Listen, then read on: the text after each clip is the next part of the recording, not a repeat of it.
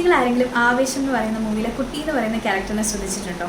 കുട്ടിയെ ശ്രദ്ധിച്ചാൽ മനസ്സിലാവും അവന് ഫിസിക്കലി ഒരുപാട് പരിമിതികളുണ്ടല്ലേ. അവൻ്റെ ശബ്ദം, പൊക്കം, രൂപം, അങ്ങനെ പല കാര്യത്തിലും. പക്ഷേ അവന് മറ്റുള്ളവരെ ഉപദ്രവിക്കാനും അവരുടെ മേലൊരു പവർ എക്സേർട്ട് ചെയ്യാനുള്ളൊരു ടെൻഡൻസി വളരെ അധികമാണ് അല്ലേ. അതെന്തുകൊണ്ടായിരിക്കാം? നമുക്ക് കുട്ടിക്കാലത്തെ പറ്റി ഒന്ന് ആലോചിച്ച് നോക്കാം. ചെറുതിലെ തൊട്ട് അവനെ ഇതൊക്കെ പറഞ്ഞ് ഒരുപാട് പേര് കളിയാക്കിയിട്ടുണ്ടാവും അല്ലേ. ഇത്തരം കളിയാക്കലുകൾ നമ്മളെ പല രീതിയിലാണ് ബാധിക്കുന്നത്.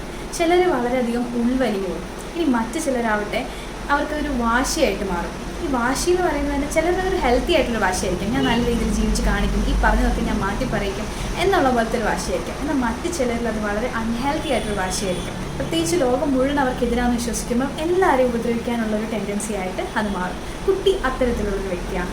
ഇനി വേറെ ചിലരിൽ ഇത് അത്ര വിസിബിൾ ആയിരിക്കണം എന്നില്ല. മറ്റുള്ളവരുടെ കുറ്റം കണ്ടുപിടിക്കുക, അല്ലെങ്കിൽ അവരെ ഉപദേശിക്കുക, അല്ലെങ്കിൽ അവരെ കളിയാക്കുക, അത്തരം കാര്യങ്ങളിലൂടെ ആയിരിക്കാം ഇത്തരം പേര് ആ റിവെഞ്ച് എടുക്കുന്നത്.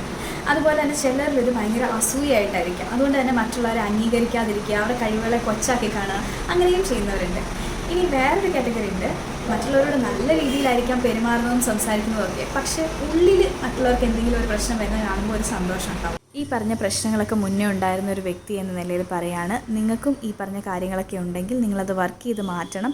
ഇല്ലെങ്കിൽ നിങ്ങൾക്ക് ചുറ്റുമുള്ളവരും ഒരുപാട് സഫർ ചെയ്യും.